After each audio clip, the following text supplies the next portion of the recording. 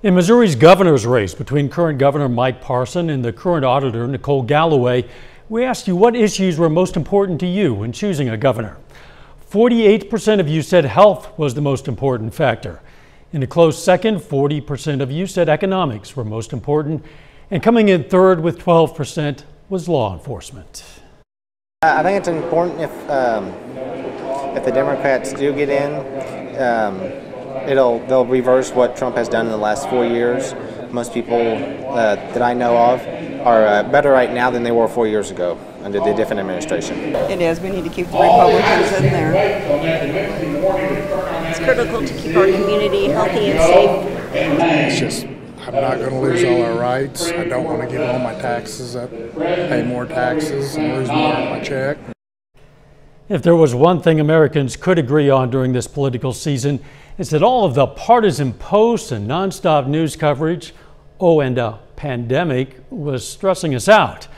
Psychologists began using the term election stress disorder. While not an actual medical diagnosis, political rancor was causing a lot of Americans to fight with their spouses, friends, and coworkers.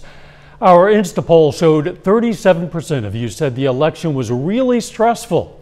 19% of you said you were stressed, but 42% of you said you felt little to no stress over the election.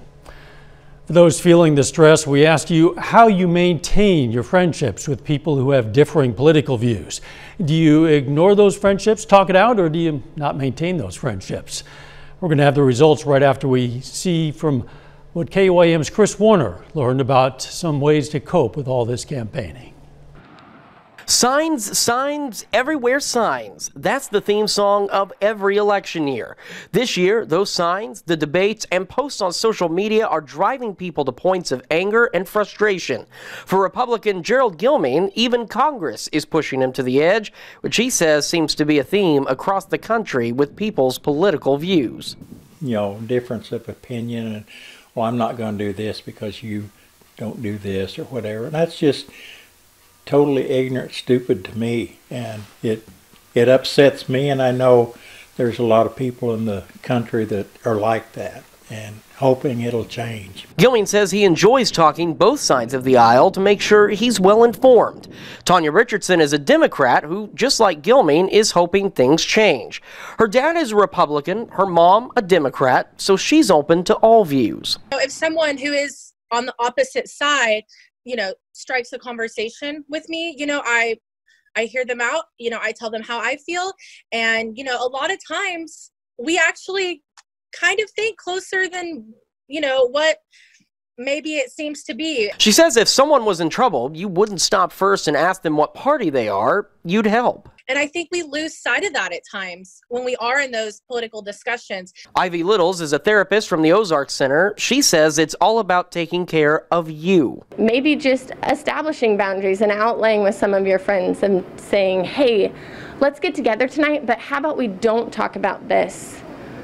And then if we do, could we have some ground rules with that? Going back to basic, just elementary school rules. Little says it's important to know what your tipping points are, and if you feel yourself getting worked up, just walk away. I'm Chris Warner for KOAM News.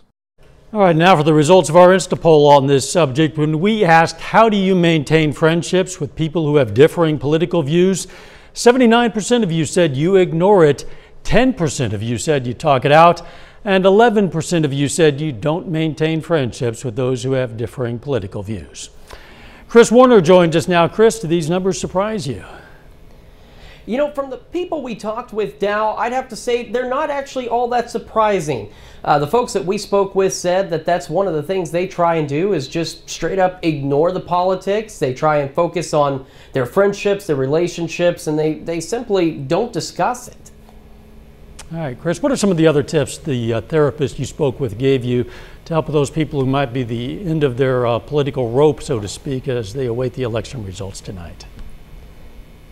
Well, one of the key things that she said is to ensure that you know yourself when entering into a political conversation. You want to make sure that you know what your tipping point is, you know what your personal breaking point is, and that way if you feel yourself reaching that, or if you know a conversation is going to come up, you can do what you can to either avoid it or simply walk away. So one of the big things is just making sure that you take care of you during the election season and make sure that your health and your mental health are top priority, and to do what you can to try and balance those things out.